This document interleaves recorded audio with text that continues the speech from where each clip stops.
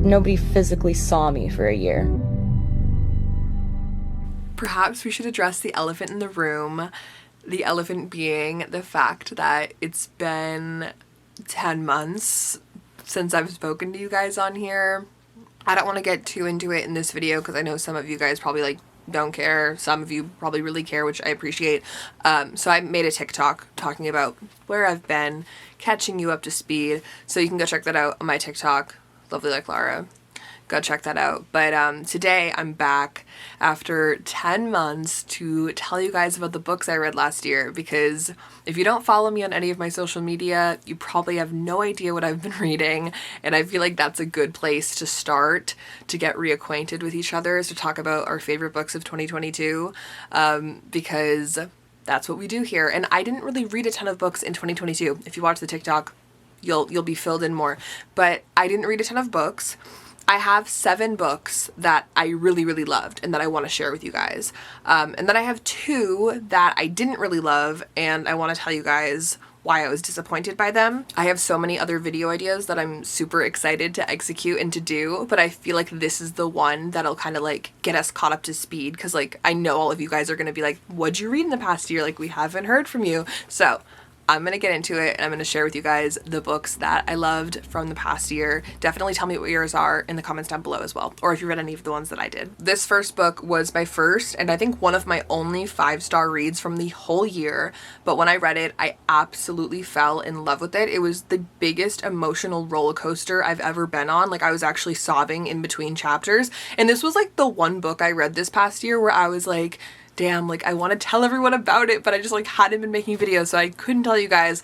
But the book is Darling Venom by Parker S. Huntington. I will say, definitely proceed with caution. This book was an emotional roller coaster, and it does have a lot of really triggering topics in it, including suicide and talks of suicide. I'll put full trigger warnings for any of these books that have them in the description below, just so you guys know. But I do want to say the description of what this book kind of is does have to do with suicide and depression, so skip ahead if that's something that's triggering for you. But this book follows a girl who is very depressed, has thought about suicide, and one night she ends up going onto a roof somewhere intending to end her life. And when she gets there, there's actually somebody else up on the roof, this guy that she goes to school with, and they decide to kind of hold on for each other. They're both going through a lot in their lives, but you know, they kind of become friends or kind of acquaintances because of this interaction. And that's kind of the beginning of the book. I will tell you, this is one of those books that like, that isn't even like scratching the surface of the plot, and it just goes in a completely different direction. I don't want to get into it too much because that's kind of what makes the book exciting, is the crazy plot that goes everywhere. But just trust me on this one. Trust me if you love like emotional books, deep books. This book was amazing. Like, I loved it. 5 stars. Probably my favorite read of the year. Please go read it. I loved it. Also, if my voice sounds weird, I just had COVID last week, so that's why. Okay. Next book on my list. The next book on my list is one that was actually sent to me by the author, who's Macaulay Smeltzer. I've read so many of her books in the past and absolutely love them. So she sent me a physical copy of this book. It's actually a duology, so I guess both books I would count in this because I loved both of them. This is a romance. It's an age gap about a girl who falls for her next door neighbor who's older than her, and she becomes a nanny to his child. And this is another book that I was just flabbergasted reading. Like, it just blew my mind. It was not what I was expecting whatsoever, which I should have known because Macaulay always just has the craziest stories. But I finished the first book and I was immediately like shocked. Like, I could not believe I was gonna have to wait for the next book. Luckily, Macaulay hooked it up and gave me the next book to read, and I read it immediately because I was like so just out of my head about it. Like, this book, this duology I should say, is just so good. Another just complete page turner and a plot that really stuck with me for days after finishing it. I think that's the biggest takeaway from a lot of these books, is like reads that I just could not stop thinking about. This book also does have some triggers that I will put in the description, but all I can say is if you love like a page turner with drama and angst and just emotional damage, you'll really enjoy this story. It's so good, and Macaulay always is on the nail on the head with romance, so check it out. I loved it. Would you guys believe me if I told you I finally read Verity by Colleen Hoover? It took me till this year to read it. I finally decided to pick it up. Not only that, but I convinced my 84-year-old grandmother to also pick it up, and she read it with me, and she said it was the craziest book she's ever read, and she reads more than me. She reads so many books, and she was like, Laura, this genuinely was like the most bonkers book I've ever read, and I was like, okay, great.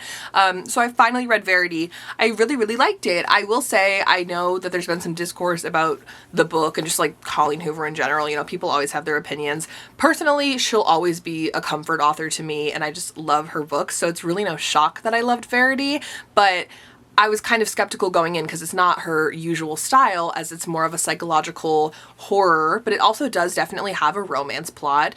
This book was crazy. I don't want to give too much away, but it's about a girl. If you don't know, probably know, because I know it's like viral online, but it's about a girl who is a writer. She gets an assignment to finish this famous book series from this other author who can no longer write the story. She ends up going to stay at that author's house because the husband of this woman is the one that hired her, and some weird things start happening.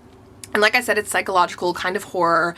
It's not as horror-y as I expected. I see people online being like, I was so scared reading this, and like, I didn't really feel that, but it definitely had some suspense aspects.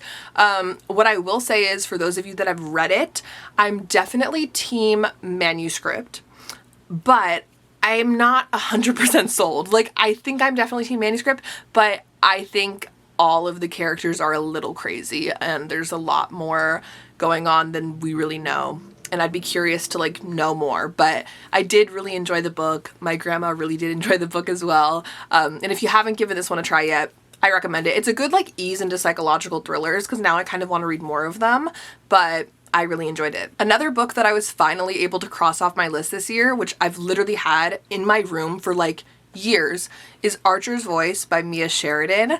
This is a book that I've heard so many people tell me continuously to read, and I've literally owned the physical copy of it for years, and I finally decided to pick it up.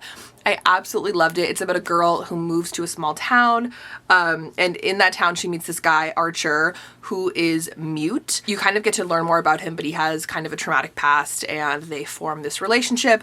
Again, don't want to give too much away, but I really, really loved this book. Another really like heart-wrenching one. I don't know what was with me this year, just reading all of the super emotional books. Like, I truly love reading anything that just like stomps on my heart and like breaks it into a million pieces, but then puts it back together. Like, I need the happy ending, but I just love super emotional reads, and this was definitely one of them. I really, really loved it. I can kind of tell that it was one of those like original new adult books. It has like that specific writing style to it, but I still really loved it. So many great quotes and just moments from this book that I really loved and that have stuck with me. Highly recommend it if you've not read it. I know most people have read this one, but if you've not read it yet, totally recommend it. Okay, moving on to two of the more like steamy books that I really liked this past year. First one, I'm so excited to talk about this series with you guys, because like I genuinely have been reading things and I'm like, I want to talk to them about it, as I bet a bunch of you have read it.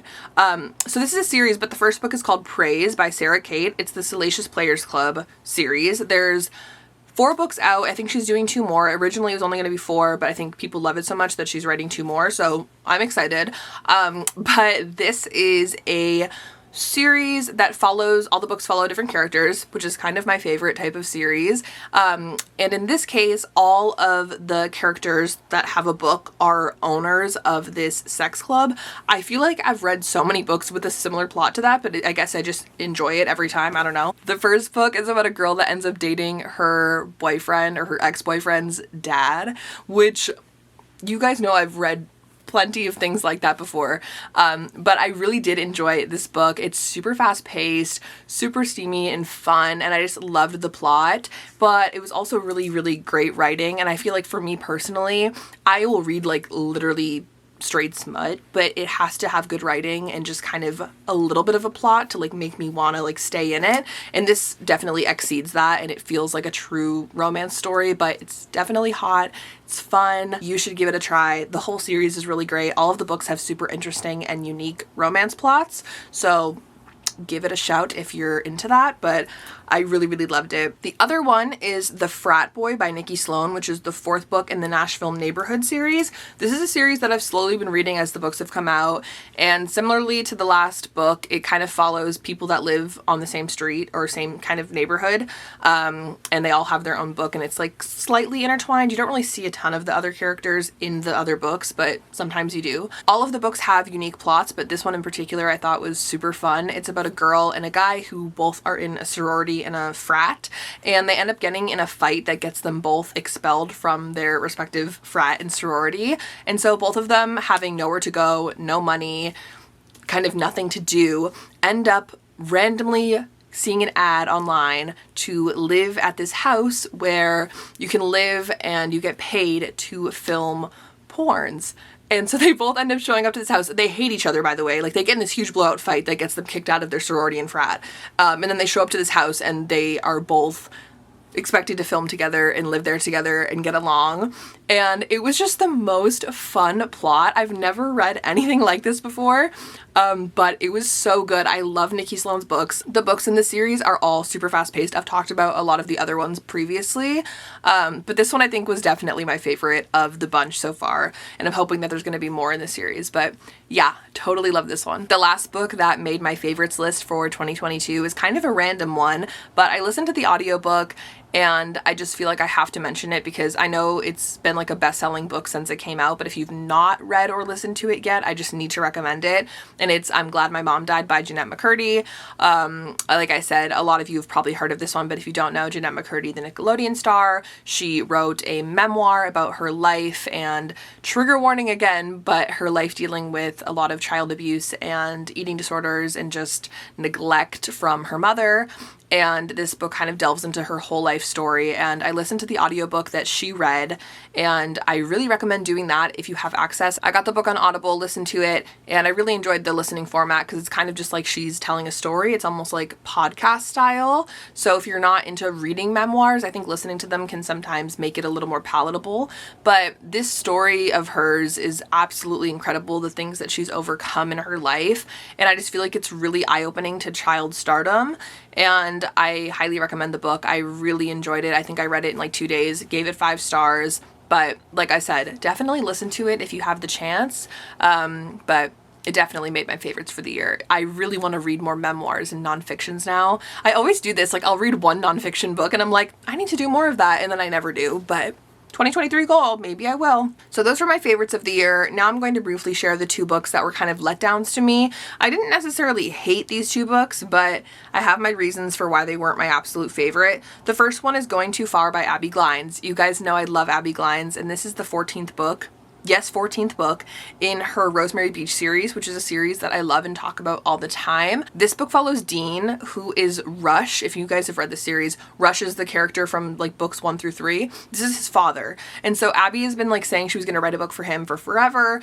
And I was super excited about it because I've always loved Dean. So when this came out, I was like, I'm reading it immediately. I have to see what this is about. And while I didn't hate the book and the plot was like pretty fun and I enjoyed it, there was a specific kind of plot twist. I don't want to spoil too much, but there's kind of a plot twist that happens that I called like 10% into the book. And it was kind of one of those things where I was like, is this supposed to like shock me when I get to it? Or is it like she's letting us in on it? Like, I couldn't tell, but I genuinely believe that like the readers are supposed to be surprised when they find out this tidbit that I kind of knew the whole time. So it kind of made it less enjoyable just because I didn't really get that wow factor when I finally got to it. But nonetheless, it was still decent. Like, it was a fun romance and it like fits the Rosemary Beach vibe. So like, I can't be mad at it, but I was just kind of disappointed because I was so excited for Dean's book and I was just like waiting forever for it.